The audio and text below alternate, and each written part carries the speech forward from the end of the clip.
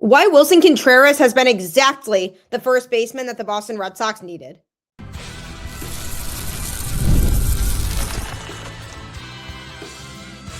You are Locked On Red Sox, your daily Boston Red Sox podcast. Part of the Locked On Podcast Network, your team every day. Hello and welcome to Locked On Red Sox, your daily Boston Red Sox podcast, part of the Locked On Podcast Network, now the #1 sports podcast network. I'm your host, Gabby Maljanian, former ESPN social media associate and currently the host of the Boston Balling podcast as well. And I'm here to bring you the latest in all things Boston Red Sox, Monday through Friday, straight to your favorite podcast feed. And the best part, it's free. So make sure you tune in because Locked On is here for you every single day. Happy Friday. Congratulations on making it through yet another week. The Red Sox actually made it a relatively smooth week this week, winning a series against the Milwaukee Brewers. And while they had the day off yesterday, it gave them time to prepare for a big weekend series against the St. Louis Cardinals, a team that the Red Sox are very familiar with after a couple key trades made this offseason. So on today's show, I'm going to be previewing a little bit of that series, what I hope to see from the Red Sox in this series, as well as the special Major League debut of Tyler Samaniego. But speaking of the Cardinals and trades made with the Red Sox this offseason, the Red Sox acquired Willson Contreras from the Cardinals this offseason, and he has proven to be nothing short of exactly the first baseman that the Red Sox have needed. And when they traded for him, my first thought was excitement because he is versatile. He has experience playing catcher. He has experience playing in the infield. His defense is solid. And I was like, he can provide a sound and steady bat for this Red Sox lineup. But obviously I had to wait to see how things were going to play out a little bit first. But I've been very impressed by what I've seen from Willson Contreras. And it's been a while since the Red Sox have truly had a good defensive first baseman who played more than a few months in Boston. He's played every inning at first base this season and handled the position well. Alex Cora talked about him on Wednesday after the Red Sox 5-0 win over the Brewers. And he said, good athlete, good teamwork, good hands. So far, it's been tremendous. He made 3 unassisted plays at first base on Wednesday and had 3 assists, including a fast, accurate throw to second base in the 7th inning to cut down a lead runner with no outs.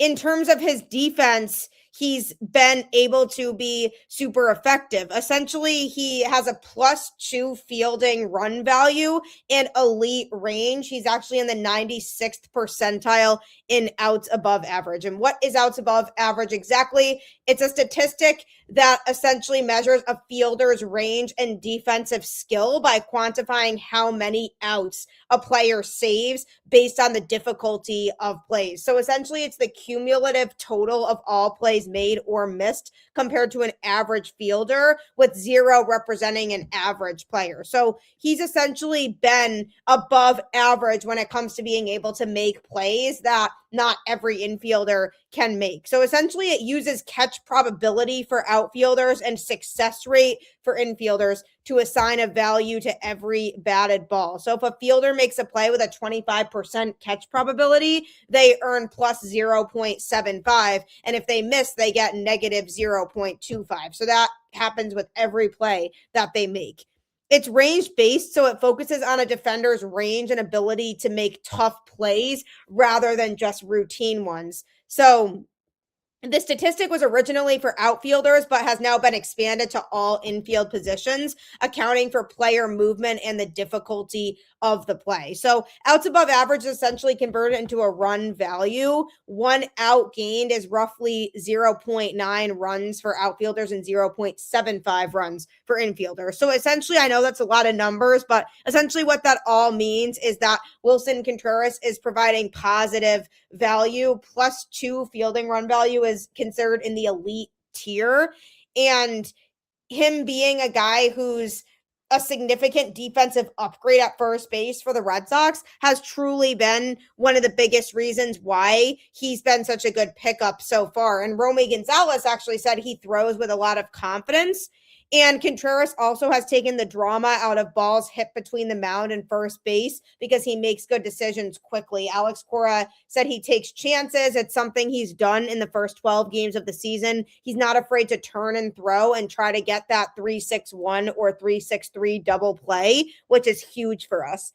Contreras was actually a third baseman when he signed with the Cubs out of Venezuela in 2009, and then he asked to convert to catching in 2012, seeing that as ultimately a quicker path to the big leagues. He made his debut with the Cubs in 2016 as a catcher who also played the outfield. So already we're looking at a guy who has experience at third base, experience at catcher, and experience in the outfield. And then he ultimately ended up eventually switching last season to first base, and he was able to make that transition more seamlessly because he had been used to playing in the infield. So he was used to having to make that adjustment to catcher and then again to playing back in the infield. He started games at catcher, 709 total, 135 at first base, 24 in left field, and 1 in right field in his major league career while mixing in 3 innings at third base. So he's definitely done a lot and played a lot of positions to be able to feel comfortable defensively. And this is really notable for the Red Sox because the Red Sox infield defense prior to this season has been shaky. Over the last couple seasons, they were leading the league in errors and just committing far too many of them, and it was costing them lots of games. And having Willson Contreras come in, who's able to play a sound defense, has been key for a Red Sox team that really needed that. And not only has his defense been pretty spot on for the Boston Red Sox, but he's also been a really sound hitter. He has an 859 OPS, fueled by a 434 on base percentage. That's a product of drawing 11 walks. That was tied for third most in the majors through the Red Sox game on Wednesday.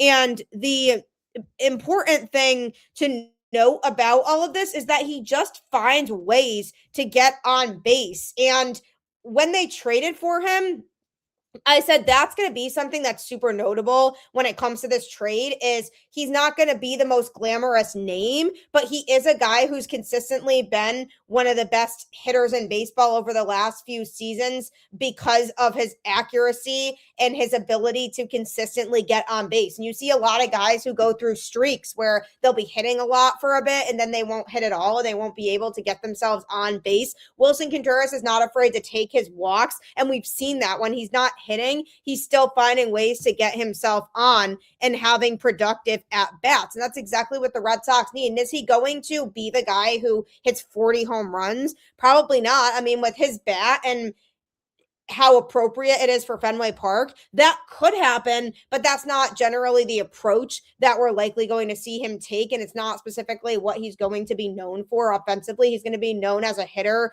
who is patient and is able to get himself on base regardless of whether he's getting that big hit all the time or not. And in the grand scheme of things, there was definitely a lot of upset people when the Red Sox missed out on Pete Alonso because it felt like he would have been the perfect fit at Fenway Park, but he ultimately ended up signing with the Orioles, and the Red Sox ended up being wary of his age and made an offer with fewer years and less money than what the Orioles did, hence why he went to Baltimore.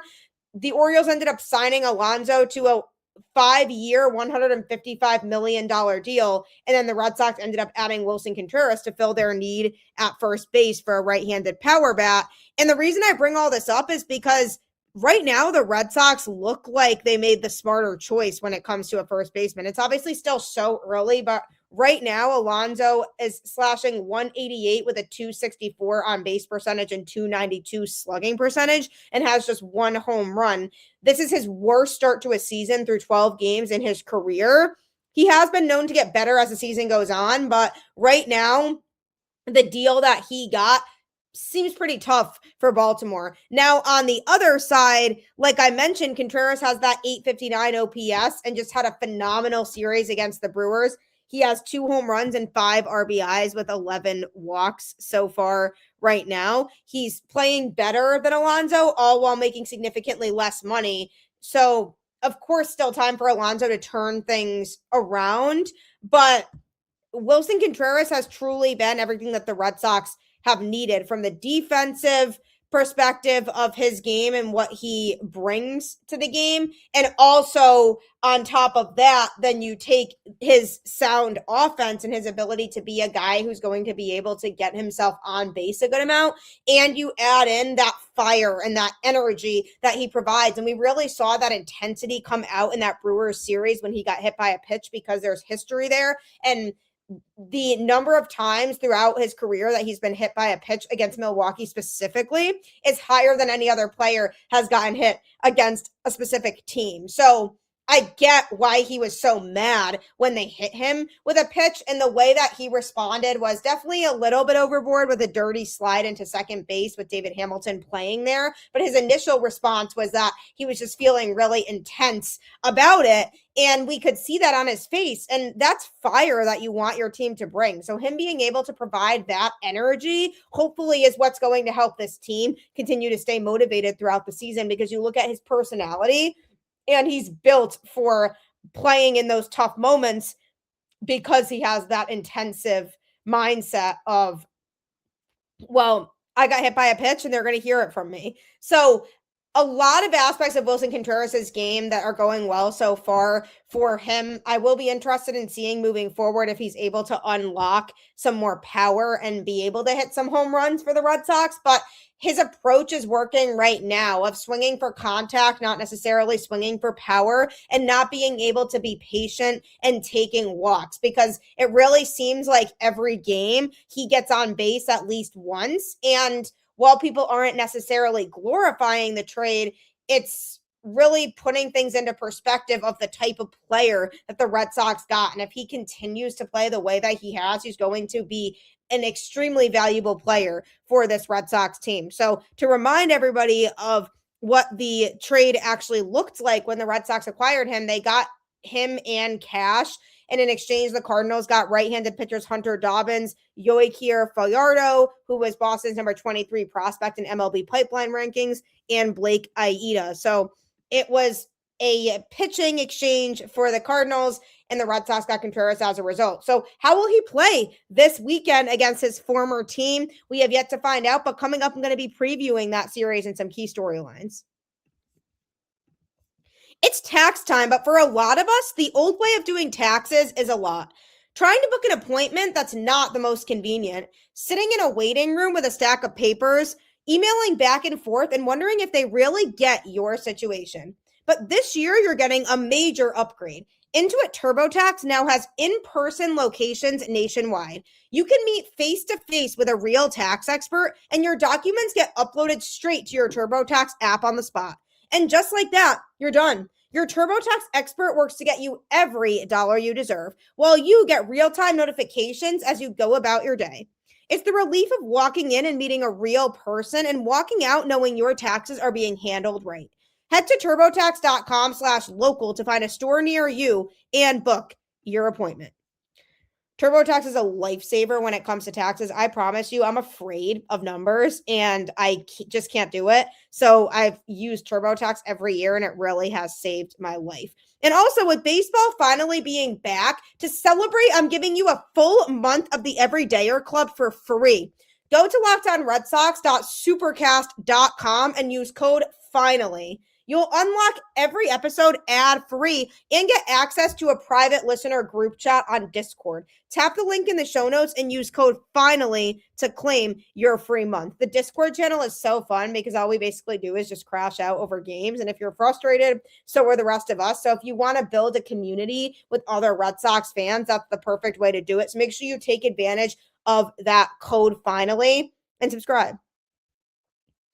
The Red Sox are coming off of a big series against the Milwaukee Brewers in which they took advantage and won. They beat a Brewers team that's good, that was in the playoffs last year and is projected to be a really good baseball team again this season. And this was a Red Sox team that desperately needed the momentum and had yet to win a series. So they went in, they won their first series of the season against the Brewers, and now they go back on the road to face the Cardinals and the Twins in a 6-game set, and hopefully they can carry some of that momentum that they just developed from that Brewers series heading into this weekend. Now, there are some important storylines when it comes to this series against the Cardinals. I already talked about Willson Contreras and the value that he provides to this Red Sox team. This is a guy who really provides a lot of all-around key skills to his game, defensively, offensively, you name it. This is a guy who really has done a lot for this Red Sox team. And I'm excited to see how he responds against his former team. And when the Red Sox traded for him, the biggest name that went back to the Cardinals was right-handed pitcher Hunter Dobbins. He's currently in AAA right now for the Cardinals, so we probably won't see him in this upcoming series. But it is notable to just think about what the Red Sox are getting and the player that they got, and Hunter Dobbins, and maybe how he'll contribute to the Cardinals down the road. And even if he ends up being a stud for the Cardinals, the Red Sox can still be happy so far right now with their end of the trade, because Contreras has definitely been a steady presence for this Red Sox team. So I'm definitely interested in seeing him hopefully continue to hit, maybe have some extra motivation going against the team that traded him. And hopefully for him, he'll be excited to be back in St. Louis, maybe catch up with some of his friends there, and hopefully be able to contribute at a high level, because that's definitely what we need. Another important trade that the Red Sox made this offseason with the Cardinals was when they traded for Sonny Gray. And Sonny Gray shoved in his last couple starts. The Red Sox received Sonny Gray and cash considerations, and then the Cardinals received right-handed pitcher Richard Fitz, right-handed pitcher Brandon Clark, and then right-handed pitcher Patrick Galley, who was actually a player to be named later, to finalize that trade. But Richard Fitz was the most notable name that went back to the Cardinals in that trade. It was a guy who had the opportunity to pitch for the Red Sox at the major league level, and then went back down to AAA and had some trouble finding some consistency, but the Cardinals are excited to see what he can do. He also is in AAA right now, so we probably at this point in time won't see him in this series, and they will not see Sonny Gray in the series either, because he just pitched on Wednesday. So that would have been kind of fun to be able to see how Sonny Gray does going up against his former team. But essentially, he has turned things around after his first outing for the Boston Red Sox. He struggled in Cincinnati to start the season, and then he pitched in the home opener, and he pitched again on Wednesday. And it seemed like maybe being at Fenway with the home crowd on his side was maybe key to Sonny Gray being able to perform. And I am curious to see how he pitches on this road trip and be able to figure out if he's just going to struggle a lot on the road, and if pitching at Fenway is the key for him, or if it was just nerves of that first start that he had and he just needed time to ramp back up, and that now he's going to pitch better consistently. I mean, he didn't get the swing and miss numbers that I would have wanted him to get in his outing on Wednesday, but he did get a lot of good stuff in there in terms of being able to just focus on and generate weak contact. And that's something that he needs to continue to implement moving forward. But so far, based on 2 of his 3 starts,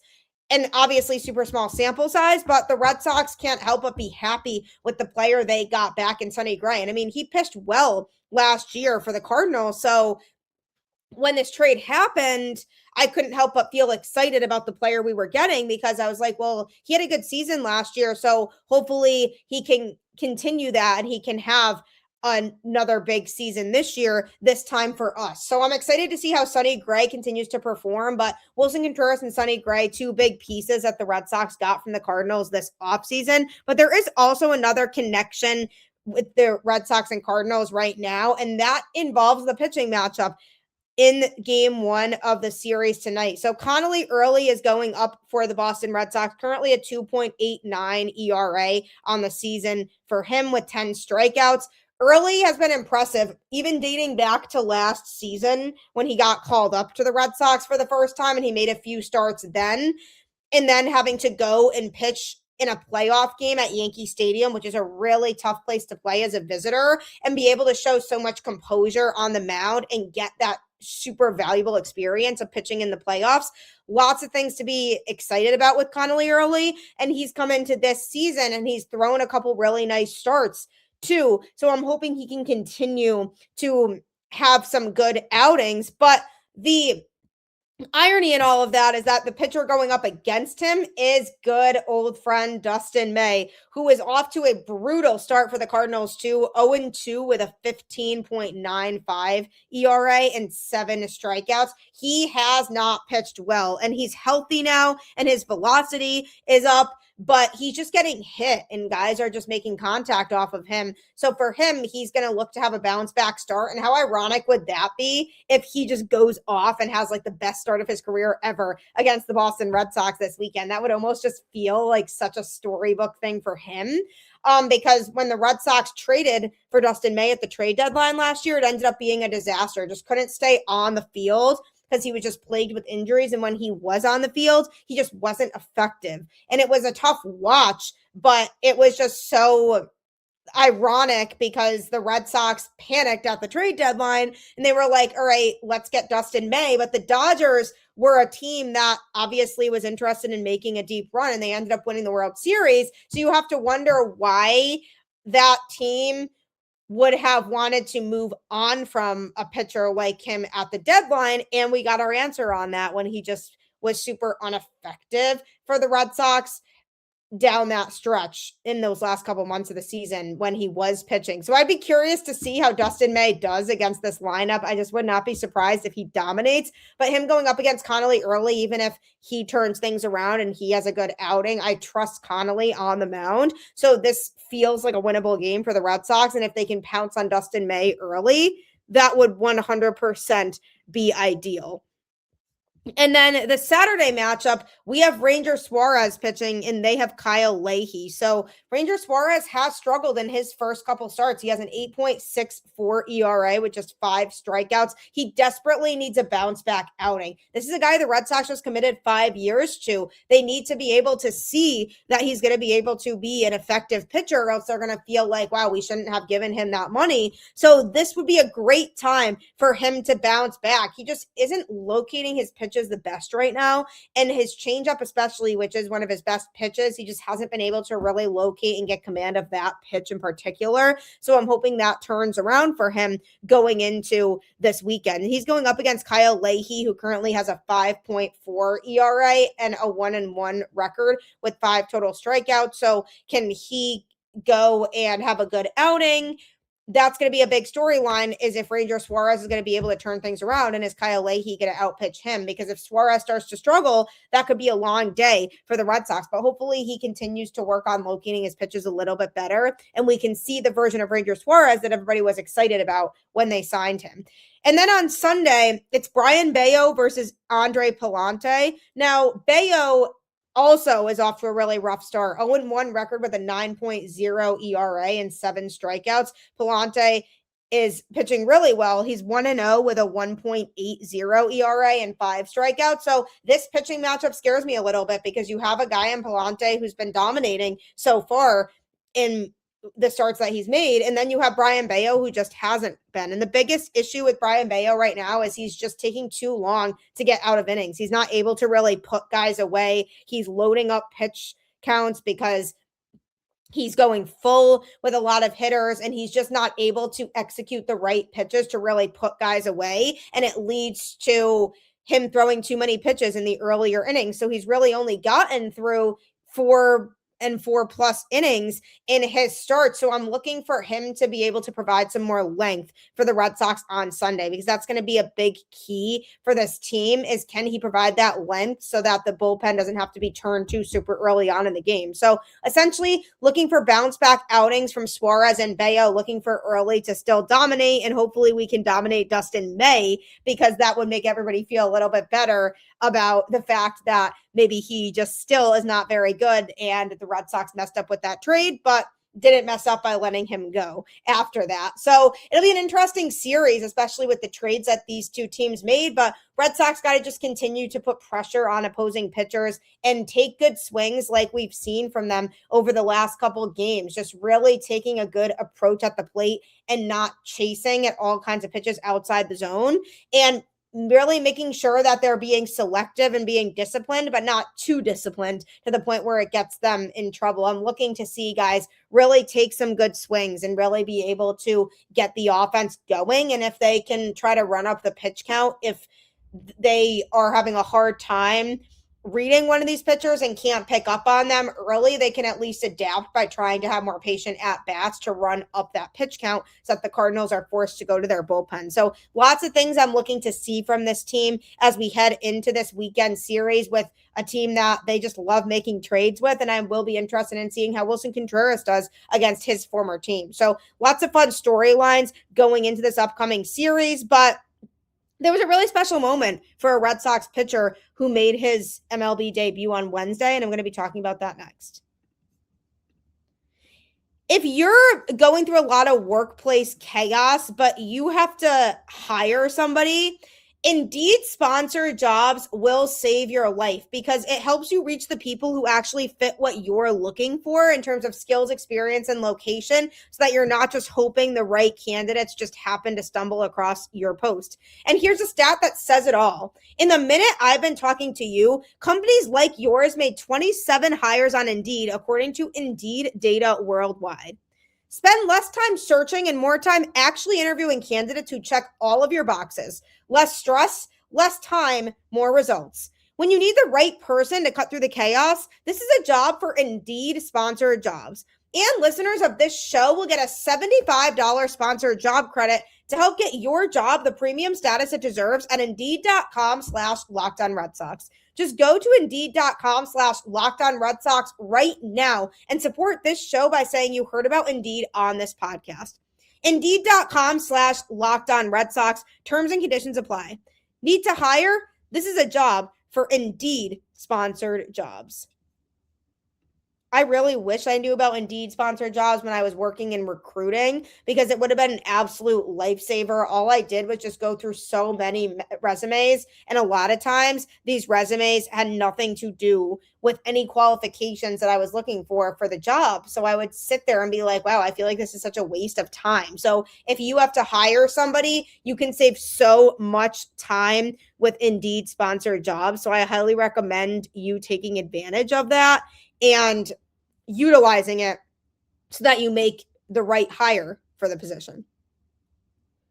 As the Red Sox look ahead to a big series this weekend against the St. Louis Cardinals, we are hoping that they continue the momentum that they developed in their big series win against the Milwaukee Brewers. It was a solid series win. They won a tight 3-2 game on Tuesday, and then they won 5-0 on Wednesday and just dominated in every facet of that game. So they have now shown that they have the capability to win and that things will hopefully be better for them moving forward. And I can't wait to hopefully be able to see how things go for this team moving forward. And hopefully this wasn't a one-time thing, and hopefully they carry that momentum into this upcoming series. But as we look at the Major League team, it's exciting whenever a guy makes his debut. And we got to see on Wednesday a guy make his Major League debut for the Boston Red Sox, and that was Tyler Samaniego. So he's a player who was so emotional about the idea before he made his debut of being able to have that chance. And he had one thing on his mind during the debut. So he came in the 8th inning of the 5-0 win on Wednesday, and he was stellar. He struck out the side, didn't look nervous at all up there, just looked calm and composed. And he said that he was thinking about his late father during his first big league outing. He said, I was thinking about my dad. I lost him at 65 years old at the end of the 2022 season, and he's the one that introduced me to this game. While on the mound, he was actually seen sporting a glove with RIP Pops stitched on its side. And he said, I know he was out there with me. It was just awesome. So that was his motivation when he went out there. And his dad really helped fuel him to have a really strong outing. He also joined some rare Red Sox history in his debut, becoming the first pitcher since Don Iasi in 1977 to record strikeouts for his first 3 career outs, which is really cool. He said, I probably can't say it on the microphone, but he would be fired up. That was how he was talking about how his dad might have reacted to the outing. He said he would have been ready. He would have come out here behind the dugout and would have had a beer. So Samaniego is 27 years old and was called up from AAA Worcester just 4 hours before the Red Sox's first pitch. So because it was so last minute, his family was unfortunately unable to fly into Boston in time for his debut, but they do plan on making the trip for this weekend series. He said it started off as a whirlwind. I find out at about like 9:30 this morning because we had the noon game in Worcester. So packed the locker up and headed straight here. It happened fast, but it's been awesome. Before being called up, he had held a 3.38 ERA for Worcester through 5 1/3 innings of work. So it was a whirlwind for him. And considering the circumstances and the fact that he only found out a few hours before and didn't really have a lot of time to mentally prepare, he still was able to go out there and strike out the side. I mean, that's really impressive. He was originally drafted by the Pirates in the 15th round of the 2021 MLB draft, and he ended up being dealt to the Red Sox this past offseason in a trade involving right-hander Johan Oviedo being shipped off to Boston in exchange for top outfield prospect Jostingson Garcia, a.k.a. the Password, and pitcher Jesus Travieso. So Oviedo was the main piece in that trade, but Samaniego also came over with him to the Red Sox, and they really are excited about a lot of his stuff. He has about 3 pitches that he generally relies on: a fastball that averages 93 to 95 miles per hour and tops out at 97. That pitch has a high spin rate and flat approach angle. He has really solid command and control over that pitch, and it misses bats at an above average rate, which makes it tough for hitters to pick up. He also mixes in a sinker too, and then he has a slider that he throws a lot that travels 82 to 85 miles an hour with a shorter 2-plane break. It's able to land in the zone, but he struggles to consistently miss bats with that pitch. So that's a pitch that he's going to hopefully continue to work on moving forward. And he also throws a changeup that travels 85 to 87 miles an hour. That pitch shows late fade down and away from righties. He doesn't throw it a lot, but it does flash bat missing ability when it's competitive. So that's a pitch that if he gets more comfortable with, we could see him throw a little bit more. But it's always really cool when you get to witness guys making their debut, because these are guys who have worked their whole lives to get to this point. And when they finally have that moment, it's truly so special. And for him, with how dominant the outing was, he's never going to forget that. So I'm excited to see how he does moving forward. If this could be somebody who maybe becomes a big piece of the Red Sox bullpen moving forward, we'll have to see. I'm sure at some point he'll go back down to AAA. They have him up right now due to some injuries. Justin Slayton being on the IL definitely helps him, and this will give him a good opportunity to really showcase what he can do at the major league level. And then if he does get sent back down to Worcester for a bit to continue to work on things, hopefully he'll have a refined version of himself too for the next time he gets called up. So I'm excited to see how he does, but big series coming up here this weekend for the Red Sox. Let's hope that they continue to keep that momentum that they have had. And I appreciate you tuning in to Locked On Red Sox and making it your first listen of every single day. I'll be back next week with episodes Monday through Friday. So make sure you subscribe and follow the show on any podcast platform so you get all of the latest episodes. Be sure to also follow me on Twitter at Gabby Maljanian and on Instagram at Gabby_Maljanian10. You can also follow the show's Twitter account at LO_Red Sox. Make sure you do all of that. Plus, if you never miss an episode, the Everydayer Club is built for you. Get Locked On Red Sox ad-free, plus members-only Discord access and more. Head to LockedOnRedSox.supercast.com to join the club. For those of you on video, I now send you to the first ever 24/7 National Locked On Podcast Network YouTube channel. On audio, for your second listen, go check out Locked On MLB. Thanks so much, as always, for tuning in. Keep the faith. Go Red Sox, and I'll catch you on the flip side.